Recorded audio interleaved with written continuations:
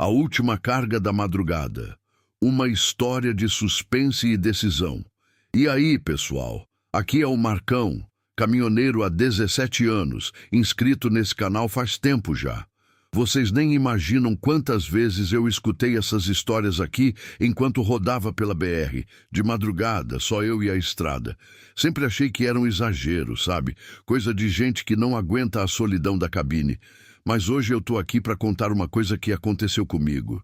E olha, antes de eu começar mesmo, se você ainda não é inscrito no canal, se inscreve aí, deixa o like, porque essa história você vai querer compartilhar. E vai querer voltar aqui depois para ver se mais alguém passou pelo que eu passei. Porque eu preciso saber se eu sou o único. Preciso saber se alguém aí embaixo, nos comentários, já pegou uma carga que não deveria ter pegado. Uma carga que mudou tudo. Então é isso. Segura aí porque o que eu vou contar não é fácil. E até hoje, 3 meses depois, eu ainda não sei se tomei a decisão certa naquela noite, ou se já era tarde demais, antes mesmo de eu ligar a chave. Deixa eu contextualizar direitinho para vocês entenderem. Era uma terça-feira, final de abril desse ano. Eu tinha acabado de fazer uma entrega em Curitiba, carga de autopeças, e ia voltar para a base em Campinas. Estava planejando chegar na quinta de manhã, direitinho, pegar uns dias em casa com a Fernanda e o garoto. O Pedro estava fazendo aniversário no sábado, ia fazer 8 anos, e eu tinha prometido que ia estar lá. Prometido mesmo, sabe? Daquelas promessas que você fala olhando no olho do seu filho e vê aquela expectativa, aquela confiança pura que criança tem. Só que a vida de caminhoneiro não é bem assim, né? Promessa é uma coisa, realidade é outra. Eu estava no posto do Zé Goiano, ali na saída de Curitiba, aquele que tem a lanchonete boa e o estacionamento grande. Era umas 7 da noite, céu já escuro, aquele frio de outono que corta a pele. Tinha acabado de jantar, um prato feito básico, mas honesto, e estava pensando em pegar a estrada logo. Quanto antes eu saísse, antes chegava. Matemática simples. Aí meu celular tocou. Número desconhecido. Normalmente eu nem atendo, mas vai saber por que atendi. Alô? Marcelo Ferreira? A voz do outro lado era de homem, meio rouca, cansada talvez. Ou velha. Difícil saber só pela voz. Como quem quer saber? Meu nome é Durval Nogueira. Me passaram seu contato. Disseram que você é homem sério, que não enrola e não faz pergunta demais. Já achei estranho ali. Ninguém me conhece assim. Eu sou bom no que faço, mas não sou famoso não. E esse papo de não faz pergunta demais já me deixou com o pé atrás. Depende do que o senhor precisa, respondi cauteloso. Preciso de um frete. Urgente. Curitiba até uma cidade pequena, perto de Registro, divisa com o interior de São Paulo. Você tá em Curitiba agora, não tá? Como ele sabia onde eu tava? Respirei fundo. Tô sim, mas já tenho rota traçada de volta pra base. E não costumo pegar frete de última hora assim não. Pago o dobro da tabela. Dinheiro na mão. Metade agora, metade na entrega. O dobro da tabela. Isso fez minha atenção acender que nem sinal de alerta na estrada. Quando alguém oferece muito acima do normal, ou a carga é ilegal, ou tem alguma coisa muito errada. Que tipo de carga? Material hospitalar. Equipamentos. Nada de especial, mas preciso que chegue amanhã cedo, antes das 6 da manhã, não pode atrasar. Material hospitalar geralmente tem transportadora própria, esquema certinho. Essa é particular. Cliente meu, assunto dele. Você topa ou não? Porque se não topar, vou ligar para o próximo da lista. Fiquei em silêncio uns segundos. A Fernanda tinha me ligado mais cedo dizendo que o cartão tinha estourado de novo. A escola do Pedro, a prestação da casa, a conta do mercado. A gente estava apertado, muito apertado, e aquele dinheiro extra, aquele dinheiro resolveria pelo menos o mês. Onde é a carga? Galpão da Rua Industrial, número 847. Já tá tudo embalado, é só carregar e ir. Te mando o endereço de entrega por mensagem. Meia hora e você tá na estrada. E o pagamento? Vai ter um envelope com você quando carregar. Metade lá, metade na entrega, como eu disse. Eu devia ter desligado ali. Devia ter falado não. Devia ter seguido o meu instinto, que estava gritando que aquilo era errado. Mas eu pensei no Pedro, pensei na Fernanda, pensei nas contas. Tá bom, eu vou. Ótimo. Você é um homem inteligente, Marcelo. Manda mensagem quando chegar no galpão. E ele desligou. Fiquei olhando para o celular por um tempo, aquela sensação estranha no estômago. Sabe quando você toma uma decisão e uma parte de você já sabe que é errada, mas a outra parte continua empurrando? Era isso. Me levantei, joguei uns trocados na mesa para pagar a janta e fui para o caminhão. Meu Scania, velho, mas bem cuidado. 16 anos de estrada comigo. Aquela cabine conhecia mais segredos meus que minha própria casa. Liguei a chave. Senti o motor roncar. Aquele som grave e constante que sempre me acalmava, mas dessa vez não me acalmou. O GPS marcava 20 minutos até a rua industrial. Era uma área que eu não conhecia bem, mas afastada do centro, zona industrial mesmo, daquelas que de noite fica completamente deserta. Ruas largas, galpões enormes, poste de luz amarela deixando tudo meio fantasmagórico. Cheguei no endereço às 8h12 da noite. O galpão 847 era diferente dos outros. Não tinha placa, não tinha nome de empresa, nada. Só o número pintado na parede de metal enferrujado. Um portão grande de correr, fechado. Nenhuma luz acesa lá dentro que eu pudesse ver. Mandei mensagem para o número do Durval. Cheguei. A resposta veio em segundos. Portão vai abrir. Entre, carregue e vá. Envelope está em cima da caixa da frente. O portão começou a se mover. Aquele barulho de metal rangendo devagar, como se tivesse enferrujado fazia tempo. Entrei com o caminhão. Lá dentro estava escuro, só uma luz fraca no fundo do galpão. Consegui ver umas caixas empilhadas, talvez umas 15, 20 caixas de madeira, tamanho médio, lacradas. Desci da cabine e o cheiro me bateu forte. Formol. Aquele cheiro de hospital, de coisa preservada quimicamente, forte demais. Tapei o nariz, respirando pela boca. As caixas tinham etiquetas brancas, mas sem muito detalhe. Só frágil e manipular com cuidado. Nenhum endereço claro, nenhum remetente. Peguei a primeira caixa, pesada, mais pesada do que eu esperava para equipamento hospitalar comum. Carreguei todas uma por uma, amarrando tudo direitinho na carroceria. O envelope estava exatamente onde ele disse, em cima da primeira caixa. Envelope pardo grosso, abri, dinheiro, muito dinheiro. Contei rápido.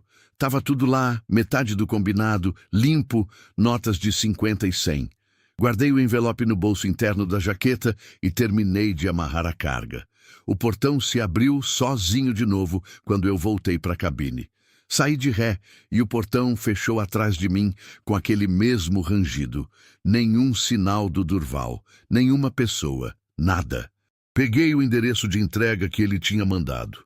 Estrada Vicinal São João, KM 23, depois da Ponte Velha, galpão sem número, vai ver quando chegar. Estrada Vicinal, KM 23, Ponte Velha, galpão sem número. Eu deveria ter descarregado tudo ali mesmo e ido embora. Deveria ter jogado o dinheiro fora e seguido minha vida, mas não fiz isso. Coloquei o endereço no GPS e a rota apareceu. 2 horas e 40 minutos pela BR-116, depois pegar uma estadual menor e por fim entrar numa estrada de terra. Chegada prevista, 23h20. Liguei o caminhão e fui. A primeira hora foi tranquila. BR-116 à noite tem movimento. Não muita coisa, mas tem. Outros caminhões, um carro ou outro. Liguei o rádio, aquela estação que toca sertanejo antigo, e deixei o som baixo só para fazer companhia. O motor estava rodando bem, temperatura normal, combustível bom. Mas aquele cheiro de formol tinha grudado na minha roupa. Eu sentia mesmo com as janelas abertas, mesmo com o vento batendo. Era como se tivesse entrado nos meus poros. No KM 87 da BR, parei num posto pequeno para abastecer e tomar um café. O frentista era um menino novo, não devia ter mais de 20 anos, cara de sono. Boa noite, chefe. Completo? Completo. E um café, por favor. Enquanto ele abastecia, Fui até a lanchonete. Era um daqueles lugares simples, balcão de fórmica, algumas mesas de plástico, televisão velha pendurada na parede passando jornal. A moça do caixa me serviu o café em copo descartável. Viajando para onde? Ela perguntou, só por educação mesmo. Interior de São Paulo, entrega de madrugada. Estrada tá boa hoje. Cuidado com a neblina depois de registro. Às vezes fecha forte. Agradeci, paguei, tomei o café quente e amargo de uma vez. Voltei pro caminhão. O frentista já tinha terminado. Deu tanto, chefe, disse o valor. Paguei e ele me deu o troco. Quando ia entrar na cabine, ele falou, ei, chefe, só uma coisa, a carga aí atrás, tá tudo certo com ela? Parei no meio do movimento. Por quê? Ele ficou meio sem graça. Nada não. É que, sei lá, deu uma sensação estranha quando passei perto. Desculpa, besteira minha. Tá tudo certo, respondi, mais seco do que queria. Entrei na cabine e fui embora. Olhei pelo retrovisor e vi o menino ainda parado lá, olhando para o caminhão se afastar. Aquilo mexeu comigo mais do que devia. Entrei na estadual à 00:15. O movimento tinha sumido completamente. Não tinha mais outros caminhões, não tinha carros, só eu, a estrada estreita e os postes de luz espaçados. A cada 500 metros, um círculo amarelo de luz, depois, escuridão de novo. O GPS indicava que em 20 quilômetros eu devia pegar a entrada para a estrada vicinal. Mas a recepção do celular estava começando a oscilar. Aquelas barrinhas aparecendo e sumindo. Liguei o rádio PX para ouvir se tinha alguém por perto. Estática, só estática. Mudei de canal, mais estática. Mudei de novo e peguei uma voz, fraca, cortada. Cuidado com... ponte. Não atravessa... Parei de mexer no dial. Alô? Câmbio. Estática. Tem alguém aí? Câmbio. Nada. Desliguei o rádio. O silêncio ficou ainda mais pesado. Só o som do motor, dos pneus no asfalto irregular, do vento entrando pela janela entreaberta. Comecei a sentir aquele cansaço pesado dos olhos. Sabe quando a pálpebra fica grossa e você precisa piscar mais vezes? Sacudi a cabeça, liguei o ar-condicionado no frio para me manter acordado. Não podia vacilar agora. A placa apareceu. Estrada Vicinal São João. 2 quilômetros. 2 quilômetros depois, virei à esquerda numa estrada de terra batida. Sem asfalto, sem linha no meio, sem acostamento. Só terra, mato dos dois lados crescendo alto e a luz do farol do caminhão abrindo caminho na escuridão total. O GPS marcava 19 quilômetros até o destino. O caminhão chacoalhava mais, os pneus levantando poeira que eu via pela luz do retrovisor. Tinha que ir devagar, uns 40 por hora no máximo. A estrada era cheia de buracos, pedras soltas. KM 5, nada além de mato. Calheiros 10, mesma coisa. Calheiros 15, uma casa abandonada, telhado caído, porta aberta balançando com o vento. Calheiros 18, começou a neblina. Não era aquela neblina leve, não. Era grossa, densa, branquíssima. Em questão de minutos fechou tanto que eu mal conseguia ver 5 metros à frente. Reduzi ainda mais a velocidade, acendi o farol alto, mas a luz só refletia na neblina, deixando tudo ainda mais difícil de enxergar. E foi aí que eu escutei um barulho vindo de trás, da carroceria. Tum! Não era o caminhão balançando, não. Era diferente. Era um impacto, como se algo tivesse batido de leve na lateral de uma das caixas. Tum! Tum! 2 toques agora, mais fortes. Parei o caminhão no meio da estrada, puxei o freio de mão, deixei o motor ligado, peguei a lanterna que fica sempre embaixo do banco. Meu coração estava disparado. Desci da cabine. A neblina era ainda mais densa lá fora, fria e úmida. Iluminei a carroceria com a lanterna. As caixas estavam todas no lugar, amarradas direitinho. Nada tinha se mexido, nada tinha caído. Mas eu tinha escutado sim. Andei até a lateral da carroceria, passando a luz da lanterna em cada caixa. Todas lacradas, todas inteiras. Foi quando senti o cheiro de novo. Formol, mas mais forte agora. Muito mais forte. Como se uma das caixas tivesse aberto. Subi na carroceria mesmo, pisando com cuidado entre as caixas. Iluminei cada uma. Todas lacradas. Nenhum sinal de vazamento, nenhum dano. Então, de onde estava vindo aquele cheiro? Desci de volta, respirando fundo para me acalmar. Estava sendo paranoia. Só isso. Cansaço, estrada desconhecida, neblina. A mente prega peças. Voltei para a cabine, soltei o freio de mão e segui em frente. O GPS marcava 4 quilômetros até o destino. Mas a estrada estava diferente agora. Mais estreita. As árvores dos dois lados crescendo por cima, formando quase um túnel. A neblina continuava pesada, e aqueles barulhos na carroceria voltaram. Tum, tum, tum, ritmados, constantes. Apertei mais o volante tentando ignorar. Eram só as caixas se acomodando com o movimento do caminhão. Só isso. Mas aí veio um barulho diferente, um arranhão, longo, como unha em madeira. Parei de novo, não queria parar, mas meu corpo reagiu automaticamente, pisando no freio. O silêncio voltou. Aquele silêncio absoluto, sem um único som de inseto, de vento, de nada. Olhei pelo retrovisor lateral. Não dava para ver quase nada por causa da neblina, mas algo chamou minha atenção. Uma sombra. Do lado de fora da carroceria. Parada. Virei a cabeça rápido para olhar pela janela. Nada. Olhei de novo no retrovisor. A sombra tinha sumido. Tá de brincadeira, murmurei para mim mesmo. Respirei fundo 3 vezes, tentando recuperar a calma. Peguei o celular. Sem sinal. Nenhuma barrinha. Tentei ligar para o Durval mesmo assim. Chamava, mas não completava. Olhei para o GPS. 2 quilômetros até o destino. 2 quilômetros. Só isso. Depois eu descarregava essa porcaria e ia embora. Acabou. Voltei a dirigir, mas devagar, bem devagar. Cada metro parecia durar uma eternidade. A neblina não melhorava. A estrada ia ficando pior, mais irregular. Até que eu vi a ponte. Era uma ponte velha, de madeira e metal, estreita, passando por cima de um rio que eu nem conseguia ver direito por causa da neblina. Algumas tábuas faltando, corrimão enferrujado quebrado em vários pontos. Parecia que ninguém usava aquela ponte fazia anos. Parei antes dela, deixando o motor ligado. Aquela ponte não ia aguentar o peso do caminhão carregado. Não ia. Eu sabia disso. Mas o GPS mostrava que o caminho era por ali. Não tinha outra rota. Desci da cabine e andei até a ponte a pé, iluminando com a lanterna.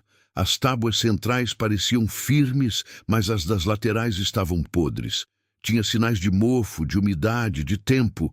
Muito tempo. Fiquei ali parado, olhando para aquela estrutura precária, tentando decidir.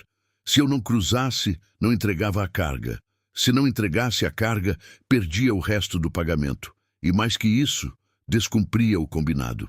Eu não sabia com quem eu tinha feito esse combinado de verdade. Mas se eu cruzasse e a ponte cedesse, era minha vida e minha família sem pai. O vento bateu mais forte, levantando a neblina um pouco, só um pouco. Foi quando eu vi do outro lado da ponte uma silhueta humana, parada, olhando na minha direção. "Oh!" gritei. "Tem alguém aí?" A silhueta não se mexeu. "Eu tô vendo você. Responde." Nada.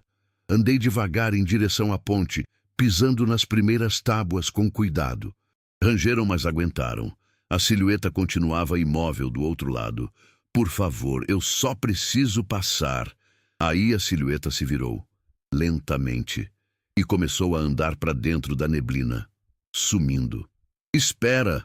Avancei mais alguns passos na ponte. O rio lá embaixo fazia um barulho de água correndo forte. A madeira rangia a cada passo meu. Cheguei no meio da ponte e olhei para o outro lado. Ninguém. A silhueta tinha sumido completamente. Voltei correndo para o caminhão. Entrei na cabine, tranquei as portas, liguei todas as luzes. Minha respiração estava descontrolada, coração batendo tão forte que eu escutava nos ouvidos. Peguei o celular de novo. Continuava sem sinal, mas tinha uma mensagem, recebida há 3 minutos. Como tinha chegado sem sinal? Era do número do Durval. Atravessa a ponte, é segura, confia em mim. Confia em mim. Como ele sabia que eu estava parado na ponte? Como ele sabia? Respondi: quem é você? A mensagem não enviou, sem sinal. Mas outra mensagem chegou instantânea. Você já aceitou. Agora termina o trabalho. Joguei o celular no banco do passageiro. Minhas mãos tremiam. Olhei para a ponte. Olhei para o retrovisor, para a carroceria. Olhei para o painel, para o GPS que ainda marcava. 1,8 quilômetros até o destino. Tomei a decisão, acelerei. O caminhão avançou para cima da ponte. A madeira gemeu alto, um som agudo e terrível. Mantive a velocidade constante, nem muito rápido, nem muito devagar. As tábuas estalam sob o peso, algumas rachaduras aparecendo, mas aguentando. Não olhei para baixo, não olhei para os lados, só para frente. 10 metros, 5 metros. E, finalmente, as rodas dianteiras tocaram terra firme do outro lado. Depois, as traseiras. Atravessei. Parei logo depois da ponte, suando frio, mãos ainda tremendo no volante. Tinha conseguido, tinha atravessado. Mas a que custo? Olhei pelo retrovisor para ver a ponte. Ela não estava lá. Só neblina. Neblina e escuridão. Não tinha ponte. Não tinha nada. Como assim? Eu tinha acabado de atravessar. Eu tinha sentido a madeira, escutado o ranger, sentido o caminhão balançar. Tinha acontecido sim, mas não tinha ponte. Não, sussurrei. Não, não, não. O GPS apitou. Você chegou ao destino. Olhei à frente. Tinha um galpão, pequeno, de madeira velha, telhado de zinco enferrujado. Uma única luz amarela acesa na porta. Nenhum outro prédio ao redor. Nenhuma placa. Nada. Era ali. Parei o caminhão em frente ao galpão. A porta se abriu sozinha. Luz fraca vindo de dentro. Desci da cabine. Não tinha mais escolha. Tinha que descarregar e ir embora. Terminar aquilo de uma vez. Entrei no galpão. Lá dentro estava vazio. Completamente vazio. Sem móveis, sem equipamentos, sem nada. Só concreto sujo e paredes de madeira. E no fundo, uma porta, fechada. Alô? Minha voz ecoou. Tem alguém aqui? Ninguém respondeu. Voltei para a carroceria e comecei a descarregar as caixas. Uma por uma, carregando para dentro do galpão. Aquele cheiro de formol era insuportável agora. Minhas mãos começaram a ficar dormentes do contato com a madeira das caixas. Quando coloquei a última caixa no chão, escutei a porta do fundo se abrir. Virei rápido. Um homem saiu de lá. Velho, cabelo branco, roupas escuras, cara cansada. Ele olhou para mim, depois para as caixas, e assentiu. Bom trabalho. Era a voz do Durval. Rouca, cansada. Meu pagamento, eu disse. Ele tirou um envelope do bolso e me entregou. Peguei, abri, conferi. Tava tudo lá. Posso ir? Pode, mas uma coisa antes. Ele se aproximou. Cheiro de terra molhada, de coisa antiga. Você fez uma escolha hoje, Marcelo. Atravessou a ponte. Alguns atravessam, outros não. Do que você está falando? Da decisão. Você sempre tem uma decisão. Aceitar ou recusar, atravessar ou voltar. E você escolheu. Eu só queria o dinheiro. Só isso. Ele sorriu. Não era um sorriso bonito. Todos querem só o dinheiro. Mas o preço é outro.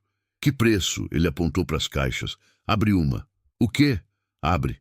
Você tem direito de saber o que carregou. Meu corpo inteiro rejeitou aquela ideia. Cada célula gritando para não fazer isso.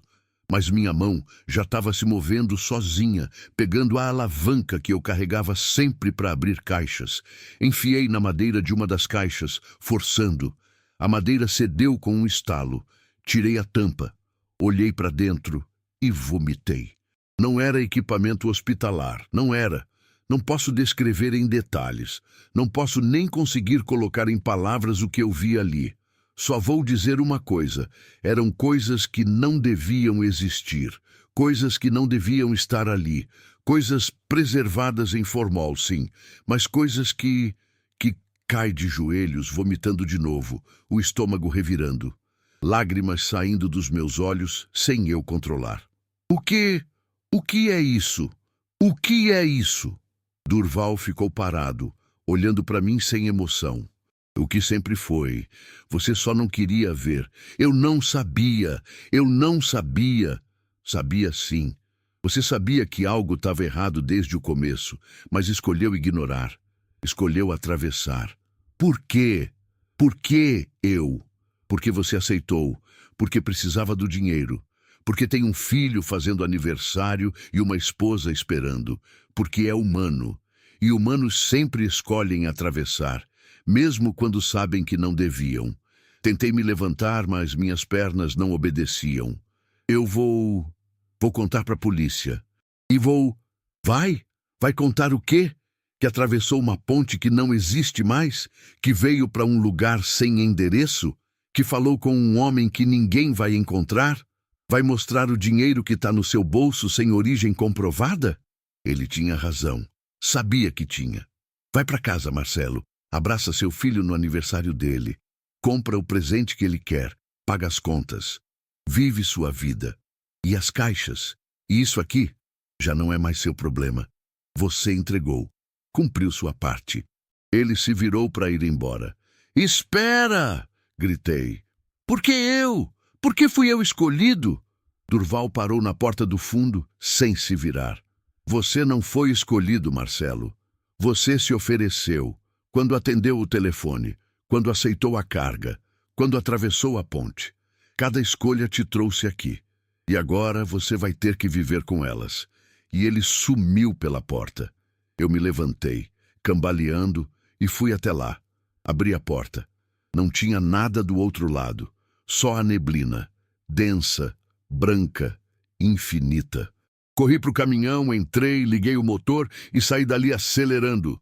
Não olhei para trás, não olhei para o GPS. Só dirigi. Dirigi até a neblina começar a clarear, até encontrar a estrada de terra, até encontrar a estadual, até encontrar a BR de novo. Quando cheguei na BR-116, o sol estava nascendo. Parei num posto, entrei no banheiro e lavei o rosto até deixar a pele vermelha. Olhei para o espelho. Eu era o mesmo, mas não era. Peguei o celular. Sinal tinha voltado. Olhei as mensagens do Durval. Não tinha nenhuma. Não tinha nenhum número desconhecido no registro de chamadas. Nada. Como se aquilo nunca tivesse acontecido. Fui até o caminhão e olhei a carroceria. Vazia. Limpa, nem sinal de que tinha tido carga ali, nem marca de corda, nem poeira, nada. Mas o envelope estava no meu bolso, pesado, real. Cheguei em casa na quinta-feira ao meio-dia. A Fernanda me recebeu com um abraço apertado. O Pedro veio correndo. Pai, você chegou! Você vai ficar pro meu aniversário! Vou sim, campeão. Vou sim. Abracei ele com força. Com muita força. No sábado, fizemos a festa. Comprei o presente que ele queria, um videogame. Pagamos as contas. A Fernanda perguntou de onde tinha vindo aquele dinheiro extra. Disse que foi um frete bom. Ela não perguntou mais nada. Mas toda noite, quando fecho os olhos, eu vejo aquela ponte, vejo a neblina, vejo a caixa aberta e escuto a voz do Durval. Você sempre tem uma decisão. E você escolheu. 3 meses depois, tô tentando voltar ao normal. Pego minhas cargas, faço minhas rotas, volto para casa, mas tem noites que o telefone toca. Número desconhecido. Eu não atendo. Nunca mais atendo. Porque eu sei o que vem depois de atender. E tem uma coisa que eu não contei ainda. Uma coisa que me corrói por dentro. 2 semanas atrás, eu estava esperando num semáforo aqui em Campinas. Olhei para o carro ao lado e vi o motorista. Um cara de uns 40 anos, cansado, estressado. Ele estava falando no telefone. E pela expressão dele, pela forma como ele ouvia, eu sabia. Eu sabia que ele estava recebendo a mesma ligação que eu recebi, a mesma oferta. O sinal abriu e ele foi embora. Eu fiquei parado, mesmo com o pessoal buzinando atrás. Fiquei só olhando ele se afastar e me perguntei, ele vai aceitar? Ele vai atravessar a ponte? Ou será que ele é mais esperto que eu? Porque a verdade que eu aprendi naquela noite é simples. A última carga da madrugada está sempre esperando. Sempre tem alguém oferecendo. Sempre tem alguém precisando do dinheiro e sempre tem uma ponte para atravessar. A pergunta é, quando o telefone tocar para você, o que você vai fazer? Vai aceitar ou vai desligar e seguir sua vida? Eu espero de coração que vocês escolham diferente de mim, porque o peso que eu carrego agora não tem nada a ver com caixas ou estradas. É outro tipo de peso, o tipo que nunca vai embora, o tipo que você carrega até o fim. Então é isso, pessoal. Essa é minha história. A última carga que eu nunca devia ter aceitado. Deixa aí nos comentários se alguém já passou por algo parecido. Se alguém já pegou uma carga estranha, um frete que não fazia sentido, um pagamento alto demais. E se um dia o telefone de vocês tocar com uma voz rouca do outro lado, oferecendo o dobro da tabela, desliga. Pelo amor de Deus, desliga. Porque tem coisas na estrada que a gente não precisa encontrar. Tem pontes que a gente não precisa atravessar. E tem cargas que deviam continuar exatamente onde estão, perdidas na neblina, longe de todos nós. Eu tomei minha decisão naquela noite e ainda estou pagando por ela. Não cometa o mesmo erro. Boa sorte aí na estrada e cuidado com a última carga da madrugada. Ela pode estar mais perto do que você imagina.